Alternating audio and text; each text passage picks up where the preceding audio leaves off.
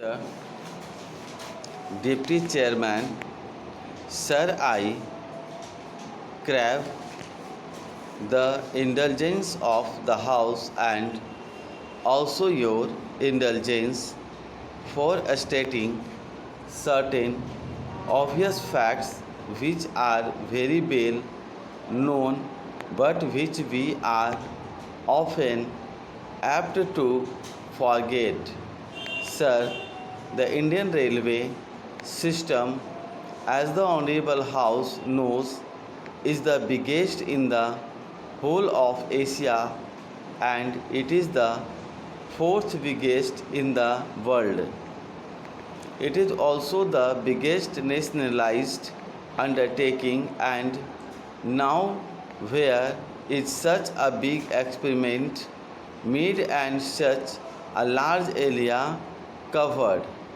Sir, when we deal with the budget proposals, we have to bear in mind this far reaching character and the historic role that the railway system is playing in the vast country. This budget, as presented to us, has to be viewed and considered from this larger angle. Though the budget has taken the usual form of an annual ritual and thought, it indicates and projects a set pattern. It marks the culmination and the ending of a period of achievement and the wording and following of another period of achievement.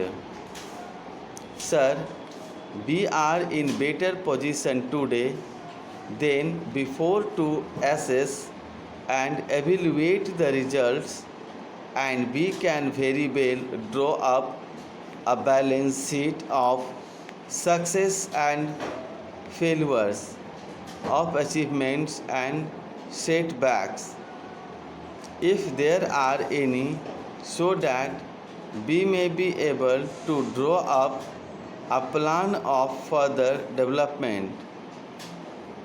During the last 5 years, efforts have been made by the Ministry of Railways to realize and fulfill the goals and targets laid down in the plan to a considerable extent.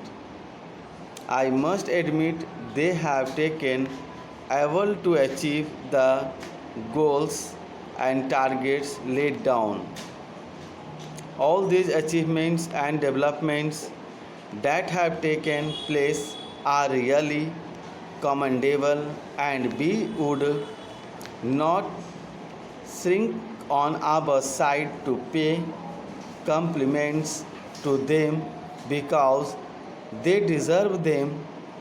But when I look at the other side, when I consider the drawbacks and failures that we saw during these 5 years, I feel, sir, that the progress achieved and the developments that they have brought about are not commensurate with the needs and requirements of the growing and developing economy. The minister in his speech has not been able to assess the extent of demand of the country for additional transport capacity, and he has not been able to give us a picture of how this challenge will be met and met adequately to remove transport difficulties in the country.